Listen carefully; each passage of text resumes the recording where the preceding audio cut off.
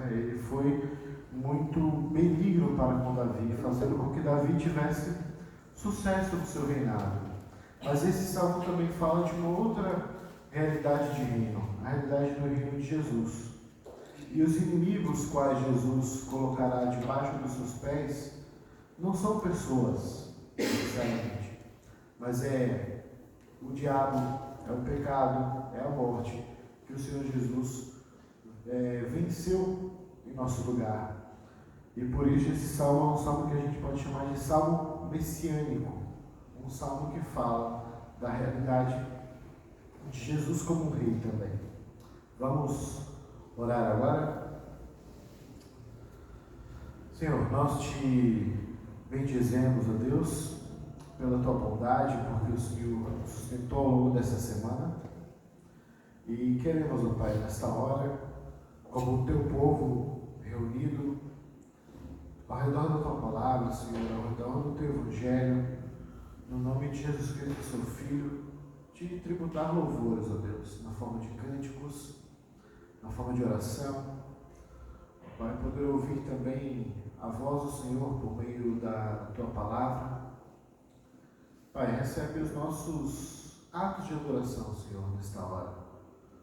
De cada um aqui presente, que possa proferir, ó Deus, palavras de louvor e gratidão pelo que o Senhor é, pelo que o Senhor tem feito, Pai, na vida de cada um. Senhor, abençoa, Pai, esta reunião, abençoa, Senhor, esta igreja, no nome de Jesus. Amém. Vamos ler juntos o credo apostólico, fazer a nossa declaração de fé? Todos juntos.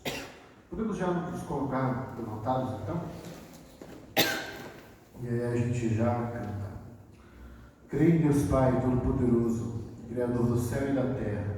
Creio em Jesus Cristo, seu único Filho, nosso Senhor, o qual foi concebido por obra do Espírito Santo, nasceu da Virgem Maria, padeceu sob o poder de Pôncio Pilatos, foi crucificado, morto e sepultado, ressurgiu dos mortos. Está sentado. Pai Todo-Poderoso, os vivos e os mortos, creio no Espírito Santo, na Santa Igreja Universal, na comunhão dos santos, na remissão do pecado, na ressurreição da carne, na vida eterna. Amém. Nós vamos cantar agora.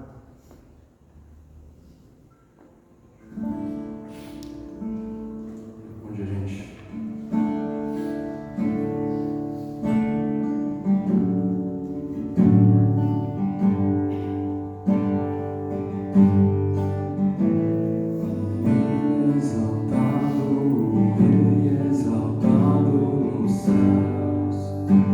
E o louvarei, e ele exaltado.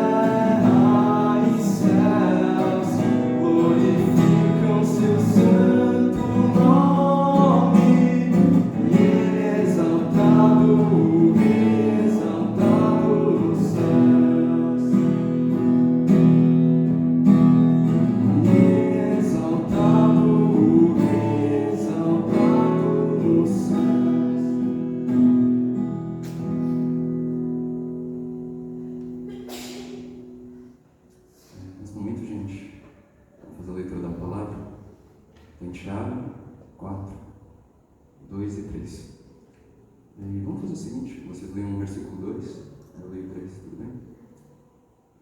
Vamos lá. Vocês cobiçam coisas.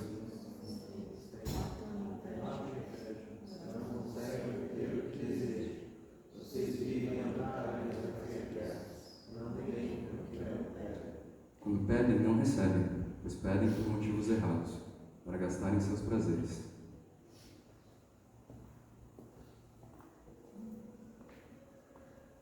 Irmãos, nós vamos agora fazer nosso momento de confissão de pecados. Você vai fazer isso no seu lugar, na sua intimidade com Deus, confessar a Ele. Em especial, irmãos, vamos confessar os pecados relacionados a isso, né? aos desejos que nós temos e que estão adequados à palavra de Deus, ao que Ele fala a nós, né? Que Ele nos ensine também, que Ele santifique os nossos desejos, as nossas vontades, os nossos pedidos, para que a gente tenha uma vida realmente mais santa, mais agradável a Ele. Vamos orar primeiro em silêncio e depois eu oro representando todos os irmãos.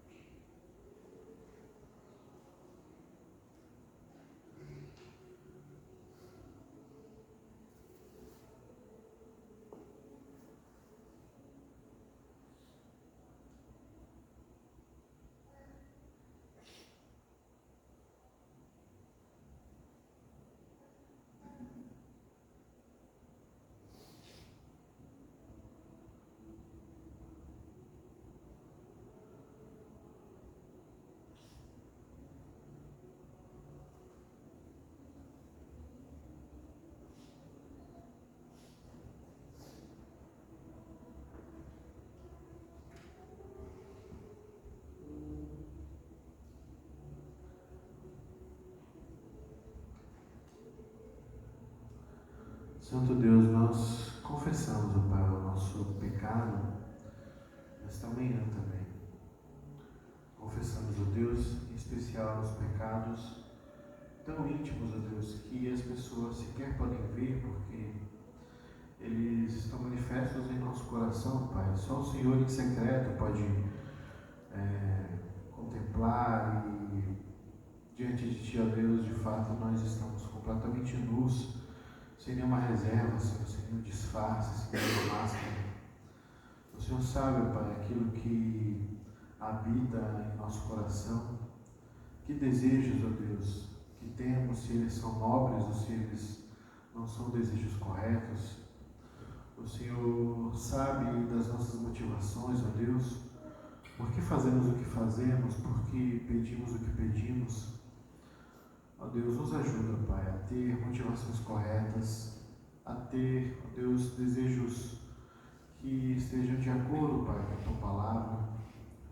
Que nós, ó Deus, nós sejamos sábios também ao pedir ao Senhor, não apenas pensando em nós, no nosso deleite, nas nossas necessidades, nos nossos prazeres, como diz Tiago, mas que possamos, ó Deus, aprender a pedir também, a pedir sobretudo de maneira que aquilo que pedimos ao Senhor não seja apenas para benefício nosso, só do nosso interesse, mas também que seja uma forma de nos fazer mais e mais instrumentos de bênção na vida dos nossos irmãos, na vida das pessoas, ó Deus, ao redor, para que o Seu nome seja glorificado, ó Deus, e Jesus seja manifesto, para que as pessoas creiam nele.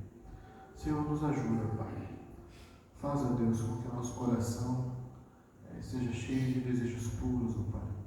Seja cheio de vontades honestas, Pai, diante do Senhor.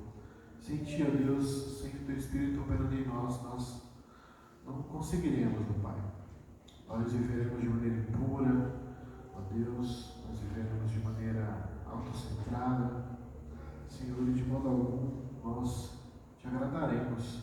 Se o Teu Espírito, Pai, não operar em nós, opera, Senhor, em nós, consertando, Senhor, as nossas motivações, os nossos desejos, no nome de Jesus. Amém. Vamos cantar?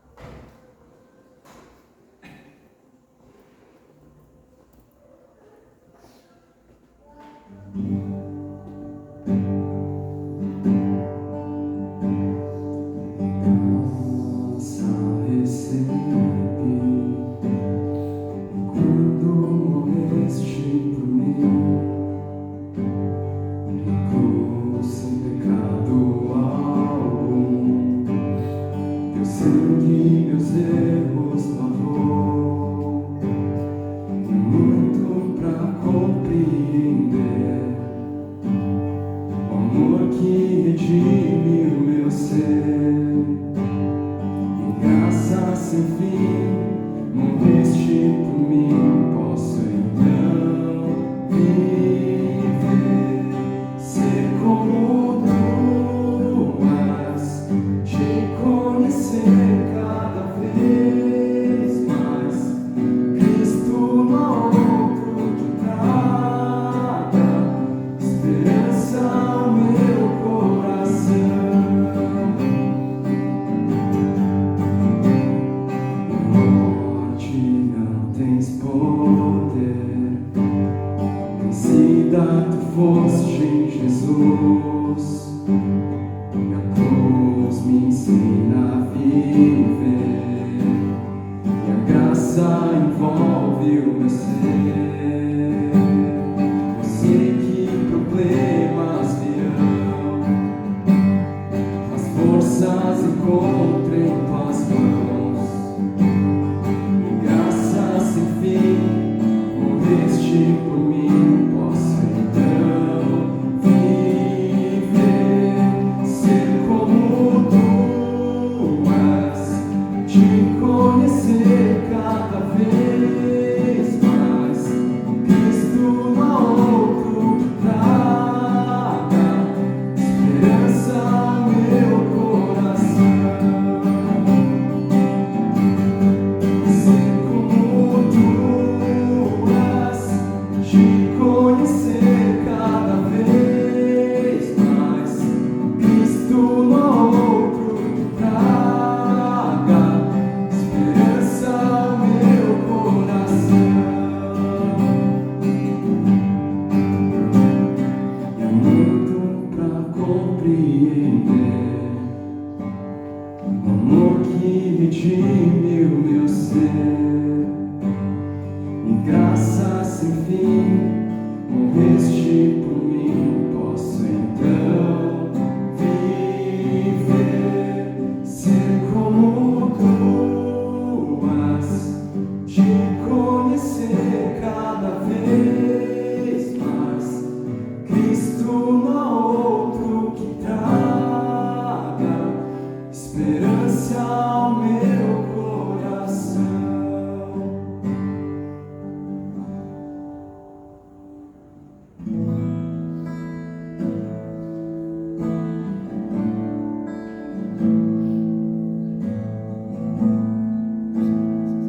Te amo, Deus, e tua graça nunca falha. Todos os dias eu estou em tuas mãos. Desde quando me levanto e até eu me deitar, eu cantarei da bondade de Deus. E és fiel em todo o tempo. Em todo o tempo tu és tão bom. Em todo o fôlego que tenho, eu cantarei da bondade de Deus. Tua doce voz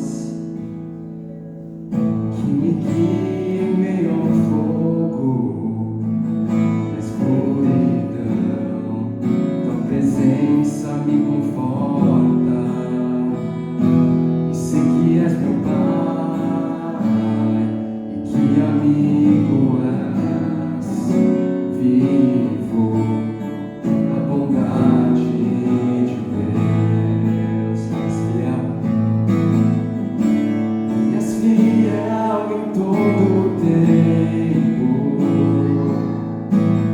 Em todo o tempo tu és tão bom. Em todo o fôlego que tenho, eu cantarei da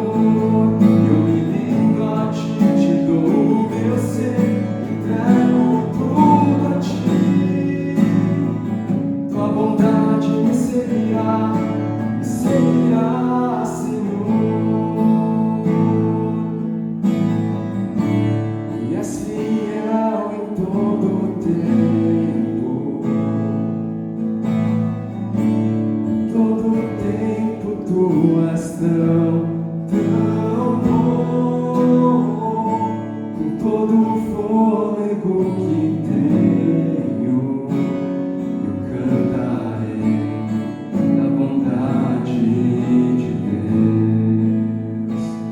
Eu cantarei da bondade de Deus.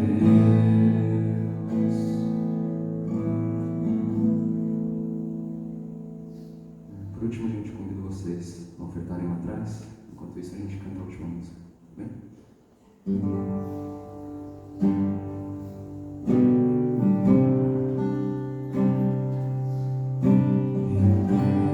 Perto de ti eu quero estar, para escutar tua voz e aprender de ti. Quero ser um reflexo do teu amor e quero viver conforme o teu querer. Jesus,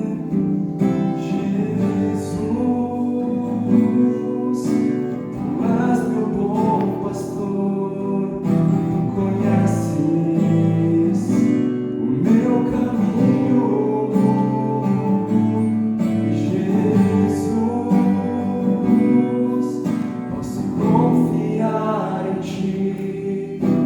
Oh, meu Deus, me rendo a ti.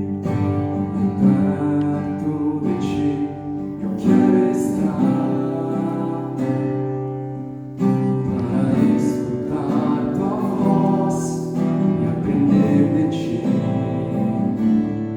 Quero ser um reflexo do teu amor.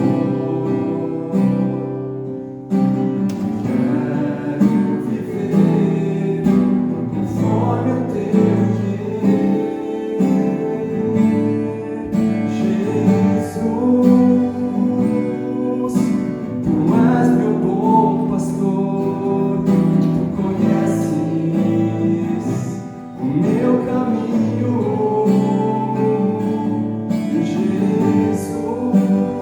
Jesus, posso confiar em ti. Oh, meu Deus, me rendo a ti. Jesus, tu és meu bom pastor, tu conheces o meu caminho.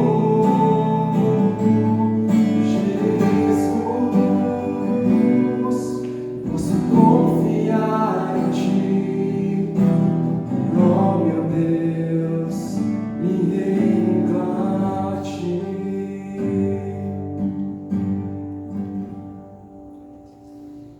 Pode sentar, né, gente?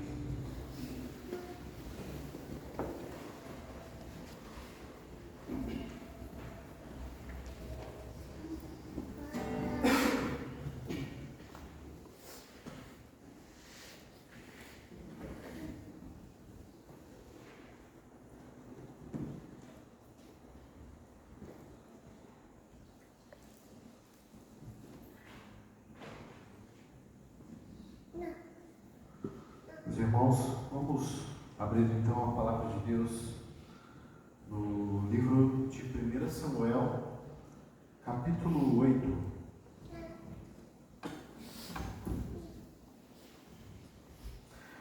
1 Samuel, capítulo 8, nós vamos ler o capítulo inteiro, tá? Quando envelheceu, Samuel nomeou seus filhos como líderes de Israel. Seu filho mais velho chamava-se Joel, e o segundo Abias. Eles eram líderes em Berseba, mas os filhos dele não andaram em seus caminhos. Eles se tornaram gananciosos, aceitavam suborno e permitiam a justiça. Por isso, todas as autoridades de Israel reuniram-se e foram falar com Samuel em Ramá, e disseram-lhe: Tu já estás idoso, e teus filhos não andam em teus caminhos. Escolhe agora um rei para que nos lidere, à semelhança das outras nações. Quando, porém, disseram: dá-nos um rei para que nos lidere, isso desagradou a Samuel. Então ele orou ao Senhor, e o Senhor lhe respondeu: atenda a tudo que o povo está lhe pedindo. Não foi a você que rejeitaram, foi a mim que rejeitaram como rei. Assim como fizeram comigo desde o dia em que os tirei do Egito, até hoje, abandonando-me e prestando culto a outros deuses. Também estão fazendo com você. Agora atenda-os, mas advirta-os solenemente e diga-lhes quais direitos reivindicará o rei que os governará. Samuel transmitiu todas as palavras do Senhor ao povo que estava lhe pedindo um rei, dizendo: o rei que reinará sobre vocês reivindicará como seu direito o seguinte: ele tomará os filhos de vocês para servir em seus carros de guerra e em sua cavalaria, e para correr à frente dos seus carros de guerra. Colocará alguns como comandantes de 1000 e outros como comandantes de 50. Ele os fará arar as terras dele, fazer a colheita e fabricar armas de guerra e equipamentos para os seus carros de guerra. Tomará as filhas de vocês para serem perfumistas, cozinheiras e padeiras. Tomará de vocês o melhor das plantações, das vinhas e dos olivais, e o dará aos criados dele. Tomará 1/10 dos cereais e da colheita das uvas, e o dará a seus oficiais e a seus criados. Também tomará de vocês, para o seu uso particular, os servos e as servas, e o melhor do gado e dos jumentos. E tomará de vocês 1/10 dos rebanhos, e vocês mesmos se tornarão escravos dele. Naquele dia vocês clamarão por causa do rei que vocês mesmos escolheram, e o Senhor não os ouvirá. Todavia o povo recusou-se a ouvir Samuel e disse: não, queremos ter um rei. Seremos como todas as outras nações. O rei os governará e sairá à nossa frente para combater em nossas batalhas. Depois de ter ouvido tudo o que o povo disse, Samuel repetiu perante o Senhor. E o Senhor respondeu: atenda-os e dê-lhes um rei. Então Samuel disse aos homens de Israel: volte cada um para a sua cidade. Até aqui a palavra de nosso Deus. Vamos orar mais uma vez. Senhor, nós te pedimos nessa hora, Pai, iluminação, para que nós possamos entender, ó Deus, a Tua palavra e que ela faça, Senhor, morada em nosso coração, em nossa mente, e que possamos, ó Deus, viver segundo ela. No nome de Jesus que nós oramos, Senhor, que é nosso Mestre. Amém. Irmãos, é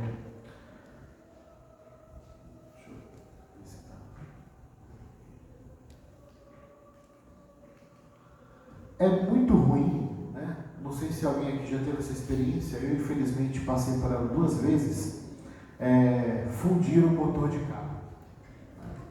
A primeira, eu era motorista de primeiro ano, né, de carteira, então não sabia nada de nada e deixei o carro rodando sem óleo por muito tempo até estragar o motor. Foi um grande prejuízo. Na segunda vez, eu já fui vítima mesmo de um defeito de fábrica, não foi minha culpa, eu já andava bem certinho, com manutenções e tudo. Mas é muito ruim mesmo ter que consertar, fazer motor, né? É muito caro e o valor do carro pede muito. Por quê? Porque é a parte mais importante do carro, né? A mesma maneira, se você tem um problema com placa-mãe, vai ser também um grande prejuízo. Eu sou da época em que a gente montava, fui começar a ter computador lá para os anos 2000, já estava na universidade e a gente tinha muito costume de montar a máquina, né, de comprar as peças aos poucos e ir montando. E nossa, quando queimou a minha placa-mãe, nossa, foi muita dor de cabeça também. Porque era a parte mais importante do computador, onde levava o processador, as memórias, tudo mais. Assim como também perder um HD, nossa, é uma grande dor de cabeça. Por quê? Porque coisas importantes, quando elas estão erradas, elas nos dão muito prejuízo, são muito ruins mesmo. Ninguém quer levar prejuízo. E aquilo que é importante tem que ser tratado como importante. O que acontece é que no Evangelho não apenas importa as nossas motivações exteriores, a nossa conduta exterior, que digamos seria uma parte periférica, sabe? No carro seria a sua carroceria, num computador seriam os seus periféricos, seria o seu monitor, seria o seu teclado. Percebe? Isso é exterior. Ele é importante, mas algo ainda muito mais importante do que nossa conduta exterior. É nosso estado interior, que inclusive regra o modo como vivemos. Nós não vivemos de maneira aleatória, certo? Nós não fazemos o que fazemos de maneira aleatória, mas há algo dentro de nós que nos motiva. São nossos desejos, nossas emoções, os pensamentos que temos. E isso a Bíblia chama de coração. Coração na Bíblia é um conceito, digamos assim, como sede da alma humana, certo? Aí nós não estamos falando de coração como órgão do corpo humano, mas nesse sentido, de sede da alma humana, ou seja, onde a alma do homem reside e ela se conecta à sua consciência. E este coração é a parte mais importante do ser humano. Da onde vem suas paixões, suas motivações, os seus afetos. Aquilo que entende, as suas crenças, que ele entende que é correto, que ele entende que é verdadeiro. Isso é importante, fundamental para o Evangelho. Assim, o que pensamos, o que sentimos, o que desejamos, importa tanto para Deus quanto o que fazemos, o que falamos, o que vemos, o que ouvimos. Importa tudo para o Senhor. Isso, por exemplo, foi muito, mas muito esmiuçado pelo ensino de Jesus por conta da hipocrisia dos fariseus. Os fariseus eram os grandes líderes da época de Jesus, líderes religiosos, e eles eram famosos por hipocrisia. Eles ensinavam ao exterior, mas aquilo que não habitava no coração deles. Não era a motivação verdadeira deles. Daí não basta apenas ter os desejos corretos e as motivações corretas. Melhor, não basta ter as ações corretas se você não tiver desejos e motivações corretas também. Ou seja, para Deus não importa apenas o que você faz, mas por que você faz o que faz. Daí que a gente leu no momento da confissão sobre o quanto que nós podemos errar apenas no ato de pedir em oração algo ao Senhor por uma motivação errada. E é isso que está acontecendo aqui nesse texto que a gente acabou de ler. Só lembrando que a gente, no último sermão, antes da nossa parada, nós falamos sobre o livro de Juízes. Porque Israel conquista a terra com Josué e começa um período de mais ou menos 300 anos em que Israel não vai ter um estado organizado. As tribos irão se autogovernar, digamos assim. E Samuel foi o último desses juízes. Teve Sansão, teve Débora, teve Jefité, Gideão, vários juízes. Samuel foi o último juiz. E o juiz, ele não era um rei, ele era um líder militar e jurídico, mas muito limitado. Ele não era um rei, certo? Não funcionava como um reinado. Assim, Israel não tinha de fato um estado como as outras nações. Então, as outras nações ao redor de Israel, elas tinham reis. Os filisteus tinham reis, o Egito tinha um faraó, os moabitas tinham reis, os cananeus, os fenícios de Tiro tinha o seu rei, Sidom tinha o seu rei, cada cidade ali fenícia tinha o seu rei, mas Israel não. E isso, irmãos, não é que Deus não gostasse da ideia de reinado, e isso a gente vai ver no texto, de que o problema não está em ter um rei.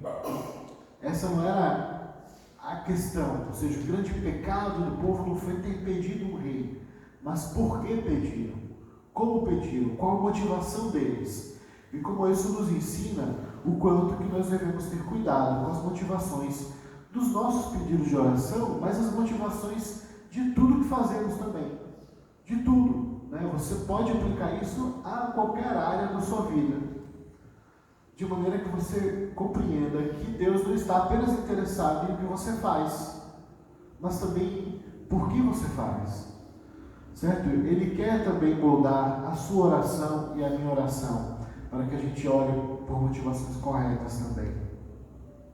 A primeira coisa que nós aprendemos no texto é que você pode pedir coisas boas por motivos errados, que é de cara ao primeiro ensino mesmo. O que é que acontece? o povo de Israel, ele usa uma justificativa que ela é correta, ela está certa no seu contexto, mas na verdade ela esconde uma razão por baixo. Você já deu uma justificativa, por exemplo, deixou de comparecer a um compromisso, dizendo alguma mentira ou alguma coisa que é mais ou menos verdade, disfarçando a verdadeira motivação, que era o fato de você não estar com a mínima vontade de ir? É bem possível que sim, né? Você inventa qualquer coisa, né? Não, é que eu preciso fazer, sei lá, preciso lavar a louça. Ah, não dá, hoje não dá, estou meio cansado. Você não está cansado, não tão cansado assim, né? Mas é que você não está afim, né? E nós brasileiros, né, nós temos dificuldade em dizer não. Então, Israel fez algo parecido, porque existia um contexto ruim mesmo. Primeiro que o livro de Juízes mostra que o período dos juízes era um período conturbado.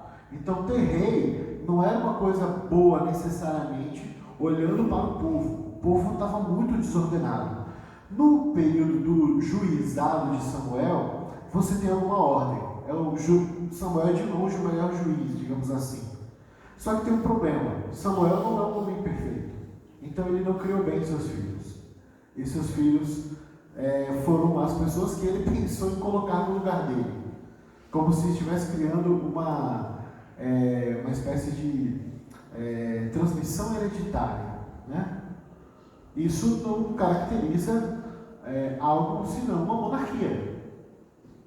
Se você transmite de pai para filho, de filho para neto, por aí vai, é uma monarquia. E parece que era isso que Samuel estava em mente, né? De fazer da casa dele uma casa real. Mas o fato é que Joel e o seu irmão não eram bons juízes, eram homens maus. Então eles têm uma razão pela qual eles pedem rei, que ela é justa, do ponto de vista de que, olha, seus filhos não são boa pessoa, não são como você, eles são maus. Então coloca no lugar deles um rei, que olha, já basta. A gente precisa ter um rei também, como as outras nações. E é esse o ponto.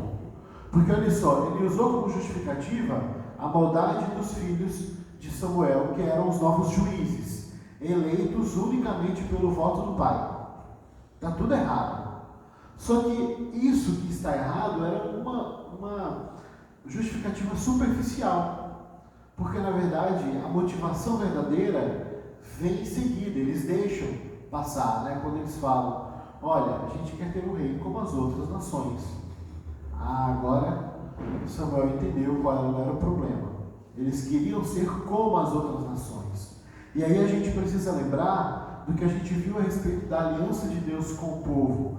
Quando Deus faz uma aliança com o povo ali no Sinai, ele diz o quê? Vocês serão o meu povo de propriedade exclusiva, raça eleita, né? Uma nação santa, uma nação sacerdotal, de sacerdotes, separada para o sagrado, porque é isso que quer dizer ser um sacerdote.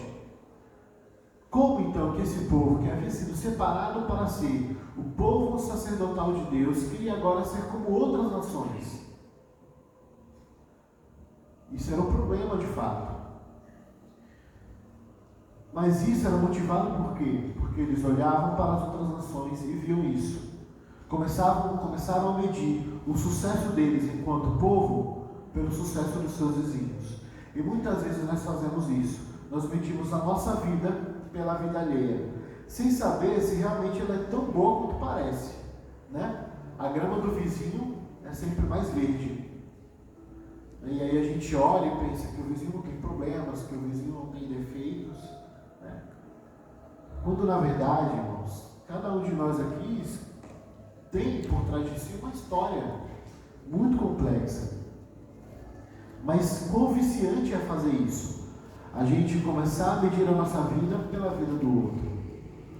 Começar a medir se temos sucesso ou não, felicidade ou não, olhando para os outros, né? O Instagram, ele é pródigo nisso, né? Certa vez eu vi um meme relacionando cada pecado capital. Isso é um conceito católico romano, não é um conceito propriamente nosso, mas a imagem é muito ilustrativa e relacionava cada pecado capital a uma rede social, a um aplicativo. E o Instagram era relacionado à inveja. Por quê? Porque a gente começa a passar na timeline e ver a vida das pessoas muito boa, todo mundo muito bem, muito feliz, né? Fazendo um monte de coisa legal que a gente queria estar fazendo, mas está trabalhando, está fazendo alguma coisa que a gente julga chata. Não é assim que a gente deve medir a qualidade, a felicidade da nossa vida, pela vida do outro. Uma das coisas belas do Evangelho é que o Evangelho nivela todo mundo. E primeiro começa nivelando por cima, né, dizendo que o homem foi feito imagem e semelhança de Deus. É um nivelamento por cima, mostrando a dignidade intrínseca do que é ser humano. Você porta a imagem do Senhor, você não é necessariamente filho de Deus por causa disso, tá? Não por causa disso, mas você é a imagem de Deus. Não importa o que você faça. E isso já lhe dá uma dignidade de fábrica, digamos assim.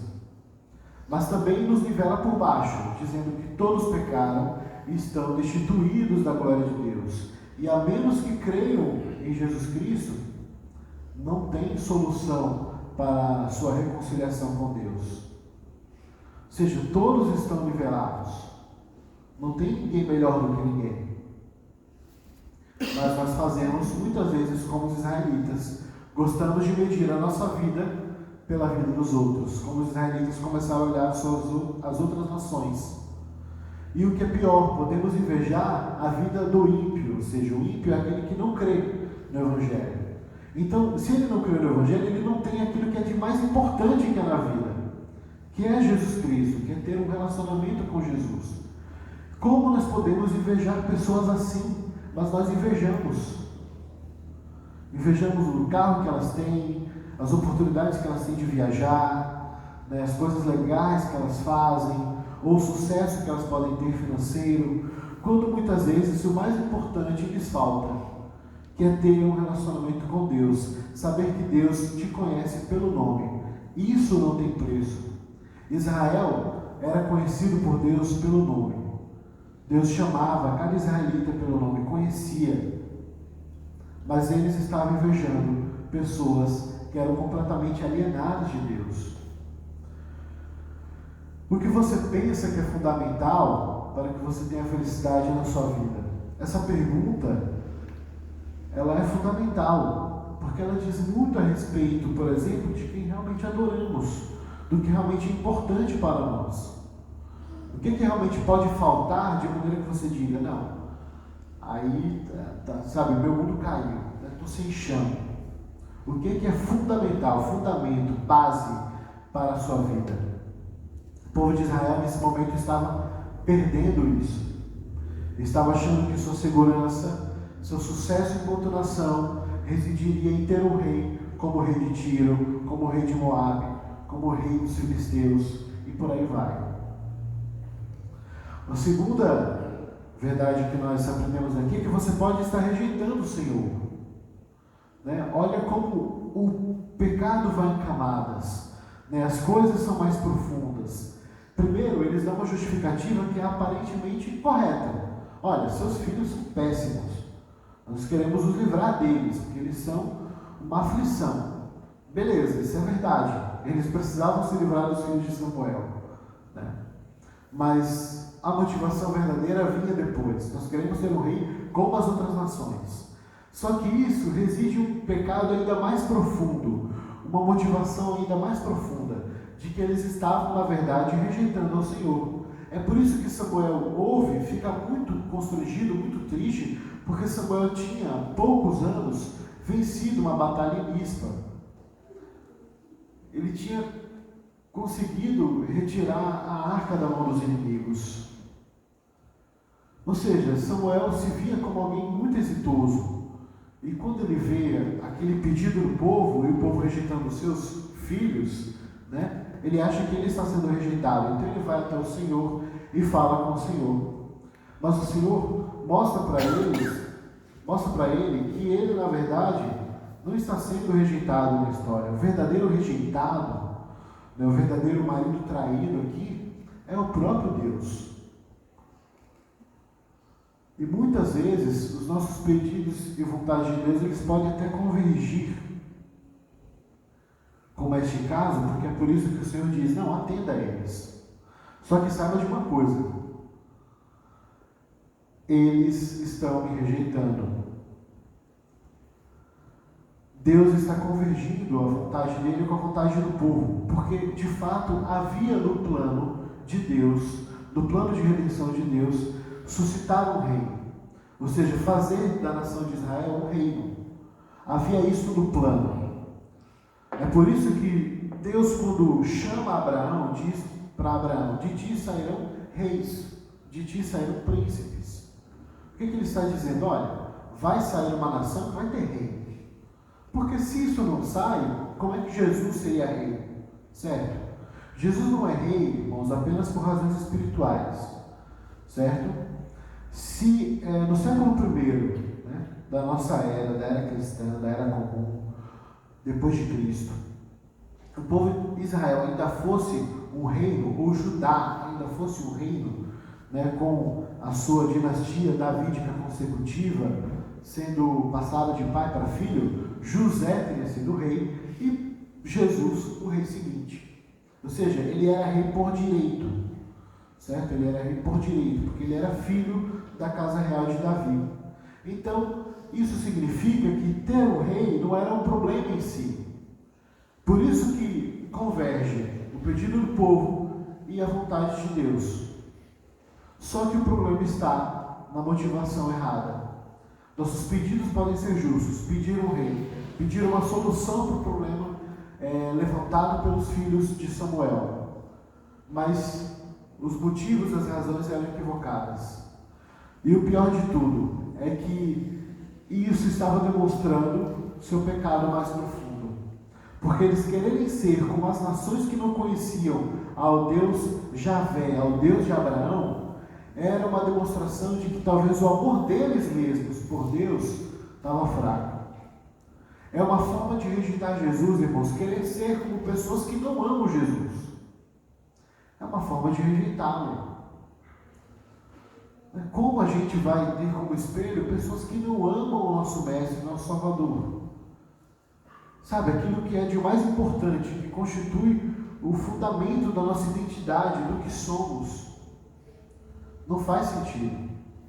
Você pode até admirar pessoas que não creem em Cristo, mas jamais queira ser como elas. Elas não têm o que há de mais importante. Deus jamais fez com que o povo de Israel fosse um povo xenófobo, sabe, que odiasse os seus vizinhos, muito pelo contrário.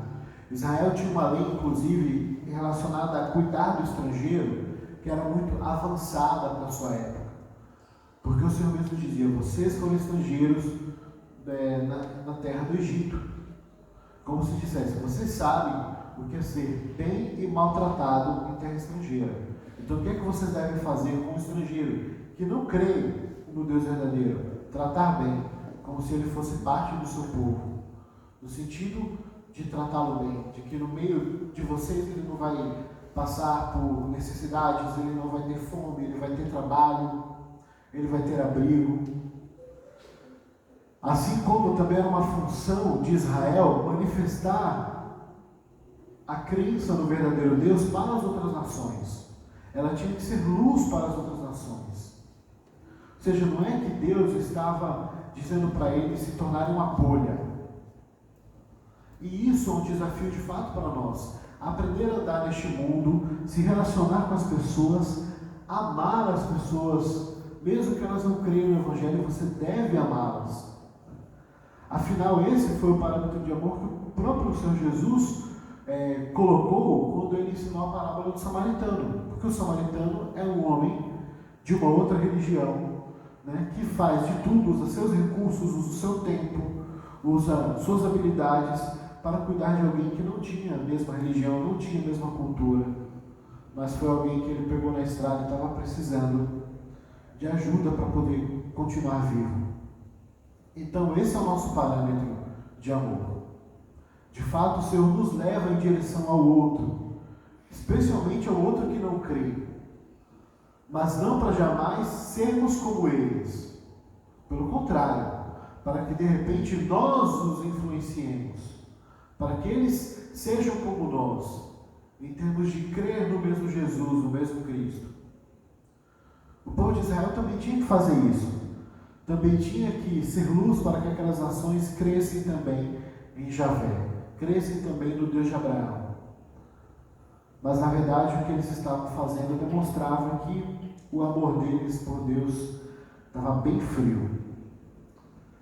Querer ser como aqueles que não amam Jesus é uma forma de rejeitá-lo também. E aí, terceira verdade, você pode sofrer consequências ruins. É verdade que o que é que acontece? Houve convergência dos pedidos, né? Do pedido do povo com a vontade de Deus, né? Ok, vamos ter rei. Só que tem um negócio, esse rei vai ser complicado, porque o rei também tem ônus. Porque o que os israelitas pensavam? Eles pensavam o seguinte, olha, todos os estados ali, né, o estado antigo, ele era basicamente um estado militar.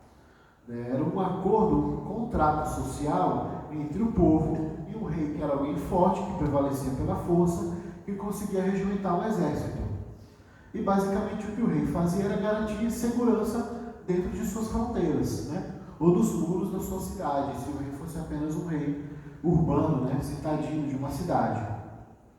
Era basicamente isso. Então, implicitamente, olha outro pecado, olha outro problema que demonstrava a falta de fé deles em Deus. Era que eles imaginavam que eles só seriam, digamos que, fortes o suficientes para se proteger dos seus inimigos se tivessem um rei. E aí Deus então vai demonstrando, né, a Samuel, e Samuel então transmite isso para o povo, os direitos do rei, para poder fazer aquilo que eles estavam esperando que o rei fizesse, né? Formar um exército. O rei vai formar um exército com quem? Com seus filhos. Ou seja, vão ser os seus filhos que vão ser a bucha de canhão. É muito interessante quando ele começa a falar aqui das posições. Olha, uns vão dirigir os carros, outros vão estar em cima dos cavalos e outros vão na frente dos carros. Ou seja, vão ser aqueles que serão os primeiros mortos em batalha. Mas vão ser os seus filhos. Ele literalmente diz, vocês serão escravos. Vocês serão escravos do rei. Vocês vão sofrer de tal forma que vão inclusive orar a mim, diz o Senhor, me pedindo para que os livrem do rei. E aí eu não vou ouvir. Nossos desejos, eles podem nos fazer escravos. Nós podemos ter motivações que nos escravizam, que nos tornam cegos. O povo de Israel estava cego. E aquilo que eles desejavam, o rei, ia fazer deles um povo servil. Sobretudo quando estivesse nas mãos de um rei ruim, de um rei rico. Não à toa que o rei que Deus separa para o povo de Israel, para ser o primeiro rei, é um rei no qual eles vão sofrer bastante. Porque Saul vai começar bem, mas vai terminar muito mal o seu reino. Sabe, aquele governo que o primeiro mandato fez bem, mas o segundo, meu Deus, que desastre. Foi mais ou menos isso que aconteceu com Saul. De modo que o povo tivesse que clamar a Deus por um novo rei, uma nova solução também. Muitas vezes, irmãos, nós somos escravizados por nossos desejos. Quando, na verdade, nós devemos aprender a domá-los, a sujeitá-los a Cristo. E não ser dominados por eles. É por isso que Tiago, no texto que nós lemos, ele fala a respeito de como que a gente pode pedir mal, porque a gente vive guiado apenas pela nossa vontade, por aquilo que desejamos. Sem que aquilo que está no nosso coração e desejamos tanto, a gente não passe por uma peneira, por um crivo, para ver se é honesto sentir isto. É honesto desejar isso. É o contrário, nós devemos dominar o nosso desejo, dominar o nosso ímpeto. Nós não somos animais. Nós somos seres humanos feitos imagem e semelhança de Deus. E aí pode ser tarde para pedir livramento. Por que razão? Porque ainda que Deus livrasse o povo de um rei iníquo, como ele faz com Saul, levantando Davi, e Davi vai ser o grande rei, a grande referência, né? Não à toa que Deus fará uma aliança com Davi, uma promessa muito especial a Davi, aquela que é chamada a maior profecia, ou maior promessa da Bíblia, é feita a Davi. Mas o fato é que todo o prejuízo com Saul foi amargamente colhido pelo povo. Assim como logo depois, as ações erradas de Davi não é um rei perfeito, também o povo vai sofrer as consequências. Salomão, que também é outro rei que começa muito bem. Salomão é um fenômeno. Salomão ele começa teoricamente bem. Mas no meio do seu mandato real, ele começa a decair muito. E o povo sofre as consequências. A ponto do reino ser dividido por causa dos pecados de Salomão. Mas por isso a gente pode dizer, pode ser tarde para pedir livramento, porque as consequências virão. Por isso nós devemos ter muito cuidado com o que pedimos, porque isso revela aquilo que de fato nós desejamos. Devemos ter sabedoria, especialmente para suspeitar do nosso coração. Hoje a gente ouve isso, siga o seu coração, né? Essa é a máxima do tempo presente. Você quer ser feliz, siga o seu coração. O que é que o seu coração diz? A palavra de Deus não nos ensina assim. Ela nos ensina a tratar de maneira honesta com o nosso coração. Desconfie dele. Desconfie das motivações do seu coração. Por quê? Porque muitas vezes ela pode estar viciada, enviesada, certo? Ela pode estar sendo motivada por um desejo que não é correto. Estava certa vez conversando com um irmão, o zelador lá do nosso prédio e do seminário, sobre loteria. Mas em geral, a maioria dos evangélicos entende que jogar na loteria é pecado. Eu falei, olha, não há nenhum texto na Bíblia que proíba. A gente tem que ser honesto. Não tem mesmo. O problema está na motivação. Percebe? Não é no mero ato de ir a uma lotérica e fazer uma fezinha. É o ato de por que você faz isso. Percebe? Por que você quer ganhar milhões e milhões? Qual a motivação? E isso não vale só para a loteria. Eu até estendi a aplicação disso. Isso estende aos investimentos que você faz com o seu dinheiro. Entendeu? Por que você quer ser day trader? Por que você quer investir na bolsa? Sim, isso é importante. Né? Por que você faz o que você faz com o seu dinheiro? Né? Já que esse é o nosso assunto. Ou seja, isso é importante, isso importa para o Evangelho, antes mesmo de saber se vai ou não na lotérica, porque na Bíblia não tem nada falando. Percebe? Nós devemos cuidar bem daquilo que nós desejamos, daquilo que motiva o nosso coração e nossas ações. Por último, você pode revelar os ídolos do seu coração. É o que acontece com o povo, né? Nosso desejo frequentemente cega a nossa razão, como a gente viu, porque a gente se torna escravo, e o povo aqui ficou encegueirado, porque Samuel fala, dá todos os direitos e diz literalmente, vocês serão escravos. Olha, ninguém aqui está inocente. Vocês serão escravos. Mas o que o povo fala? Não importa. Queremos um rei, como as outras nações. Eles repetem exatamente o mesmo problema. Eles estão sérios. Porque os ídolos nos enchem de falsas expectativas de sucesso. Há um livro muito bom que eu espero, se Deus quiser, no ano que vem, que a gente estude ele em grupo pequeno, chamado Deuses Falsos, do Tim Keller. E ele fala sobre como poder, dinheiro e sexo podem se tornar ídolos na nossa vida. Por quê? Porque são, digamos que, entidades, entre aspas, das quais muitas vezes nós esperamos obter felicidade, obter satisfação na nossa vida, obter sentido para a nossa vida. E isso é um problema. Porque nós esperamos conseguir, por meio destes ídolos, e de tantos outros ídolos, dos quais geralmente o maior de todos somos nós mesmos, e nos enchemos de falsas expectativas, achando que eles nos darão sucesso, nos darão a felicidade que tanto procuramos. Nossas motivações erradas nos fazem então rejeitar a aliança com Deus. Se trocamos ídolos por Deus, rejeitamos a aliança com Ele. E isso é muito, irmãos, mas muito triste, muito sério.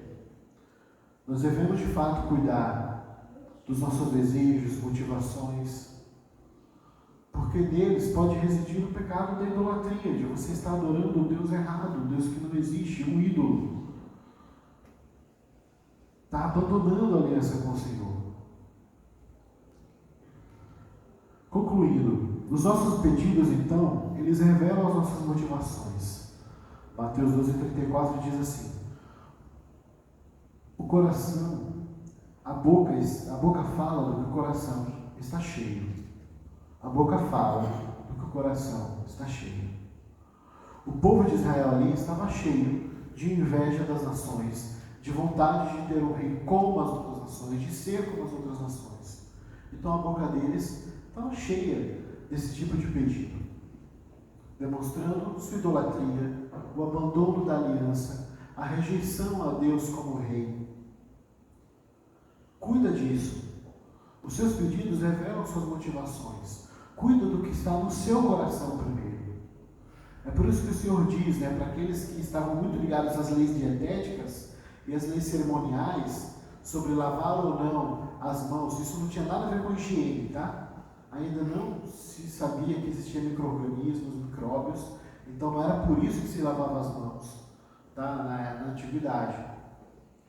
Então, era um lavar cerimonial. E o Senhor fala contra esse lavar cerimonial por conta da hipocrisia do povo, de entender, não, vocês não sabem que na verdade o que contamina o homem, e aí ele não está falando de contaminação física, mas espiritual, de você pecar.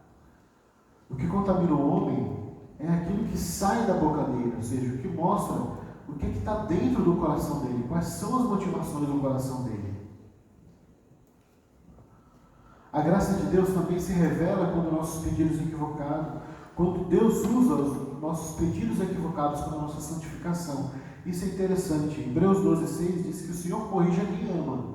Então este povo, mesmo rejeitando a aliança, Deus não os rejeitou. E Deus manteve-se fiel àquilo que havia prometido a Abraão, a Moisés, no Sinai. Então Deus faz o quê? Ele faz com que o rei vire um instrumento de quê? De aperfeiçoamento. Beleza, vocês vão sofrer, mas agora vocês vão sofrer para se tornar gente melhor. E pela graça de Deus, ainda bem que Ele faz isso conosco. Ainda bem que quando nós pedimos errado, Ele concede o pedido errado, concede que a gente faça aquilo que a gente não deveria fazer, é para a nossa santificação, para que a gente colha os frutos ruins e aprenda. Aprenda a ter as motivações corretas, o coração no lugar correto. A única maneira de pedir com a motivação correta é ter o coração no verdadeiro tesouro. Então, você quer pedir coisas honestas ao Senhor, você quer ter desejos honestos, pratique isso. Colocar o reino de Deus em primeiro lugar. Onde está o teu tesouro, está o teu coração. Primeiro, nós pedimos as coisas referentes ao reino de Deus, depois pedimos o resto. Jesus foi o maior exemplo de quem priorizou o reino de Deus acima de suas vontades, quando Ele mesmo diz: a minha vontade não é outra, senão fazer a vontade do Pai que me enviou. O Senhor Jesus se esvaziou de sua glória para cumprir a vontade de seu Pai. Que a gente também possa ser assim, gente, capaz de renunciar àquilo que nós pensamos que é de mais importante em nós, para fazer a vontade do Senhor por amor. Que Ele nos ensine a ter motivações corretas. Vamos cantar?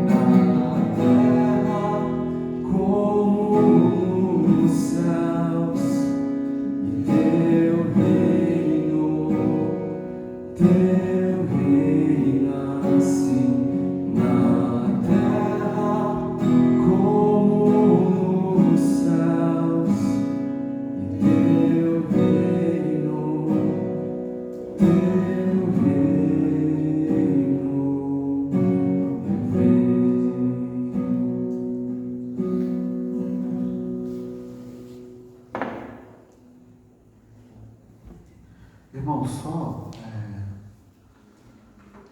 dando alguns avisos do nosso acampamento que acontecerá entre 1º e 3 de setembro. Tá? Vai ser no sítio Porteira Branca, Porto Feliz, como foi no ano passado, né? E o seminário sobre sexualidade que nós vamos fazer com a evangelista Linda Lee, da IONAP, no dia 13 de agosto, tá? Ele é especial para pais, mas seria importante que todos estivessem presentes e pode trazer convidados também, será muito oportuno. E, por último, quero só avisar que no dia 9 de setembro a gente retorna com as reuniões do grupo de discussão, né? Nosso pequeno grupo que está funcionando lá em casa sobre o significado do casamento. Tá bom? Que o Senhor então os abençoe e tenha uma boa semana.